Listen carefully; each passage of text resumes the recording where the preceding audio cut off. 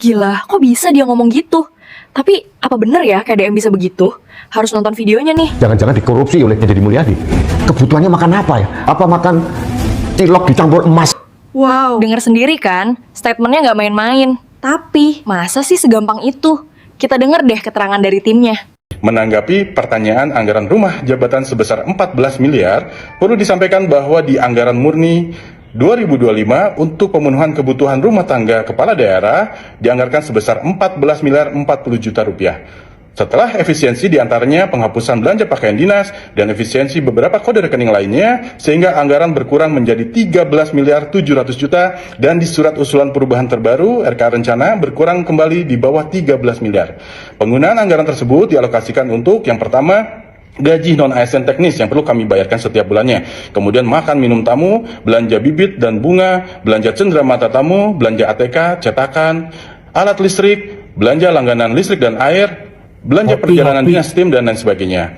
Untuk anggaran-anggaran tersebut tidak hanya digunakan di Gedung Pakuan Bandung yang saat ini dijadikan salah satu kantor wilayah kerja gubernur, tapi juga digunakan untuk 4 kantor wilayah kerja gubernur lainnya, yaitu yang pertama Balai Pakuan Pajajaran di Kota Bogor, Balai Sri Baduga di Kabupaten Purwakarta, Balai Jaya Dewata di Kota Cirebon, dan Balai Dewa Niskala di Kabupaten Garut.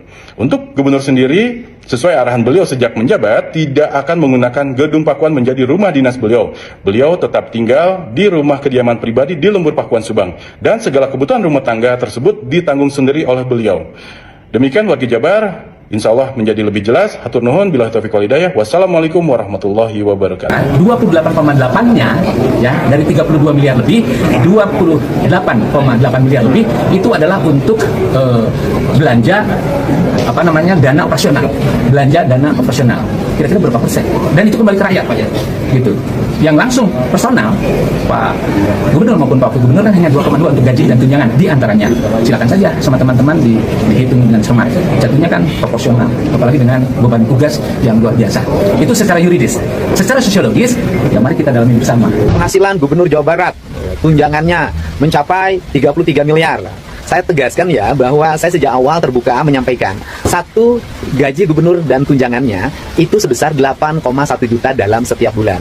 8,1 juta dalam setiap bulan. Setelah itu saya mendapat fasilitas baju dinas. Saya tidak mengambilnya dan mencoretnya anggaran tersebut. Jadi baju dinas Gubernur Jawa Barat itu tidak ada. Bajunya beli sendiri karena saya bukan yatim piatu.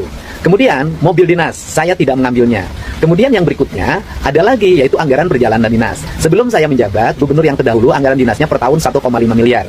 Kemudian setelah saya menjabat, saya turunkan menjadi 750 juta. Dan sekarang di perubahan APBD tahun 2025, anggaran perjalanan dinasnya diturunkan lagi 100 juta.